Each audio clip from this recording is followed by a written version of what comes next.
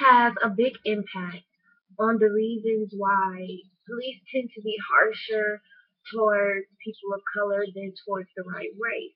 The lack of privilege, it, it equates to the lack of empathy. Now, the more different identities that someone has, the lack of understanding from people outside of those ethnicities or identities, and then it's the lack of empathy for those people.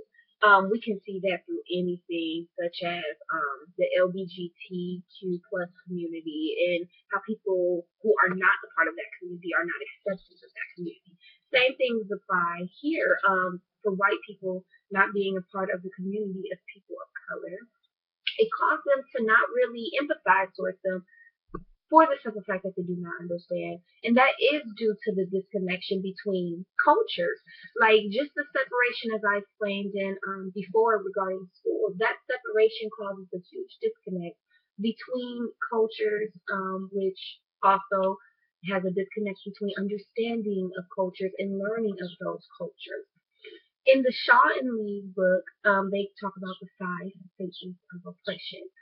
The one that I want to focus on is violence here, because it is clear that there is some violent activity that is going on in regards to people of color losing their lives due to misunderstanding. It is a quote from the book that states members of the subordinate groups live with the threat of violence based on their status as group members. So basically, what I've taken from this is that because we are people of color and because we deal with majority black people and because of the way that the media portrays these black people as scary, as something to keep your defenses on or offenses on, or is it defense? Something to keep yourself on guard when around black people. It causes the police to feel that way, not intentionally, so to say, but it's just in their conscience. It's embedded in them throughout history and just throughout life itself. And because these people who are doing the causing the deaths, the police officers, are white, the behavior is tolerated.